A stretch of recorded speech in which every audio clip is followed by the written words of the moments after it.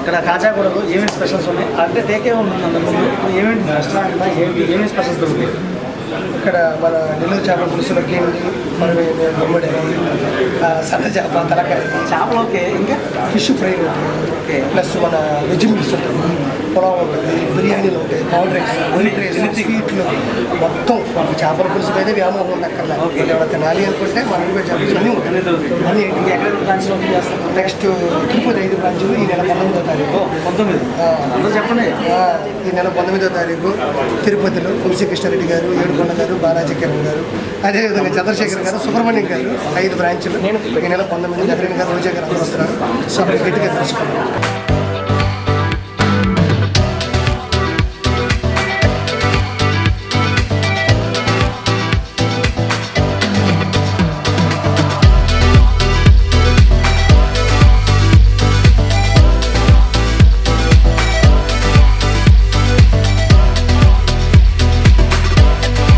నేను జనరల్గా స్టార్టింగ్ వచ్చినప్పుడు నాకు కొంచెం జబర్దస్త్లో స్టార్టింగ్ అభి అన్న కంటే ముందు కూడా నాకు ఆర్పిఎన్ పరిచయం. నన్ను ఒక రకంగా టీమ్ లీడర్ అవడానికి డైరెక్టర్లతో ఎక్కువ ప్రోత్సహించింది కూడా ఆర్పిఎన్. నేను చాలాసార్లు చెప్పాను. ఆ రకంగా మా ఇద్దరు అనుబంధం వేరు. మేమిద్దరం చాలా రోజులు అమీర్పేట గల్లీలో తిరిగినామే. నేను మనోడు, రంగస్థలం మహేష్, మేము ముగ్గురం మాదొక ఫ్రెండ్షిప్ అనమాట. ఆ విధంగా మా వాడి సక్సెస్ మాకు ఎప్పుడూ హ్యాపీగానే ఉంటుంది.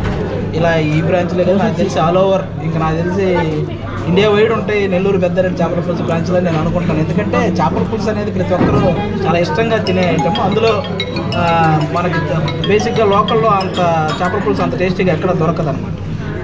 దానికి నెల్లూరు పెద్దారెడ్డి చేపల పులుసు ఎంత ఫేమస్ అయింది. అది ఇష్టంగా తినే ఫుడ్ కాబట్టి ఇంకా ఎన్నో బ్రాంచ్లు మీరు సక్సెస్ అవ్వాలని మనస్ఫూర్తిగా కోరుకుంటున్నాను.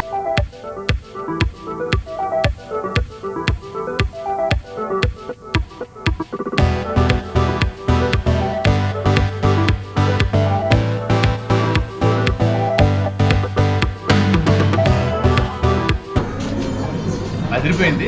కథ కొంచెం పులుపు ఎక్కువ ఉంది. నేను పులుపు తిన్నా కాబట్టి పులుపు ఎక్కువ ఉంది. పర్ఫెక్ట్. నేను మామిడికాయ చిరంజీవి గారు నెక్స్ట్ సినిమా అప్డేట్ ఇస్తే ఆటోమేటిక్ ఇది కూడా వైరల్ అవుతుంది.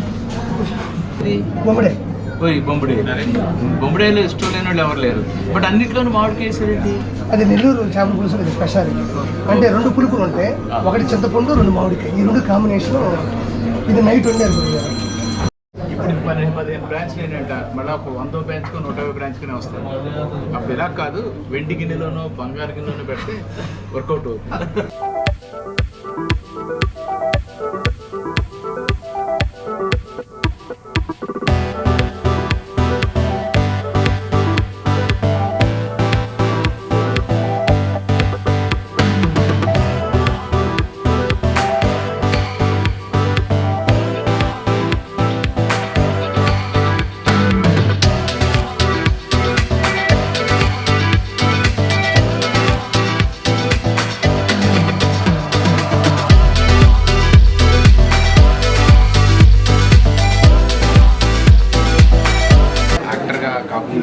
ఇలా ఫుడ్ బిజినెస్లో కూడా సక్సెస్ అవుతున్నాను, చాలా హ్యాపీగా ఉంది. అండ్ ఇంకా మంచి సక్సెస్ అందుకోవాలని మనస్ఫూర్తిగా కోరుకుంటున్నాను. Thank you so much.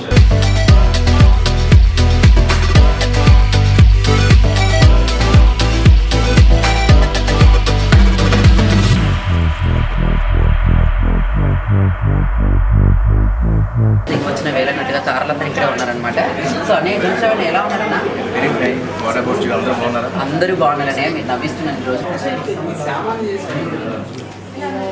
Nellore చేపల పులుసు, నెల్లూరు పెద్దారెడ్డి చేపల పులుసుకి రావడం జరిగింది. ఆర్పి బిజినెస్ ఇది. సో నేను ఈ చేపల బిజినెస్కి మొత్తం అంటే ప్రొఫెషనల్గా దిగానని చెప్పాడు, కానీ ఇంత బ్రహ్మాండంగా ఉంటుందని నేను అనుకోలేదు. చాలా బాగుంది. సో ఎవరికి టైం దొరికినా ఈ చేపల పులుసు మాత్రం మిస్ చేయకండి. వన్ ఆఫ్ ది బెస్ట్ చేపల పులుసు. మార్నింగ్ అయితే మనకి ఇక్కడ అందిస్తున్నారు మన ఆర్పి గారు. సో ఎన్నో బ్రాంచెస్ ఓపెన్ చేశారు. This one of the new branch opening here. So I wish you all the best. Nellore Peddareddy చేపల పులుసు న్యూ బ్రాంచ్ కాజాగూడలో ఓపెన్ అయింది. సో ఆర్పి అన్న ఆల్ ద బెస్ట్. సో ఇలాంటి బ్రాంచెస్ ఎన్నో ఓపెన్ చేసి ఎంతోమందికి మీ యొక్క రుచిని అందించాలని మనస్ఫూర్తిగా విష్ చేస్తాను. మన తిరుపతిలో 5 బ్రాంచులు, హాఫ్ ఎకరా కిచెను, 19వ తారీఖు ఓపెనింగ్. మెహరీన్ గారు, రోజా గారు అందరూ వస్తున్నారు. మన ఫ్యాన్స్, నెల్లూరు పెద్ద ఫ్యాన్స్ కూడా వస్తున్నారు. అదే ఒకసారి ఇంట్రడ్యూస్ చేద్దామని తమ్ముడికి చెప్పానంటే. ఈ నెల 19వ తారీఖు తిరుపతిలో భారీ ఎత్తున జరుగుతుంది. అందరూ అక్కడ తిరుపతిలో కూడా అటెండ్ అవ్వాలి మనస్ఫూర్తిగా కోరుకుంటున్నాం. తిరుపతి ఆ రోజు షూట్ లేకపోతే ఖచ్చితంగా వెళ్తాను.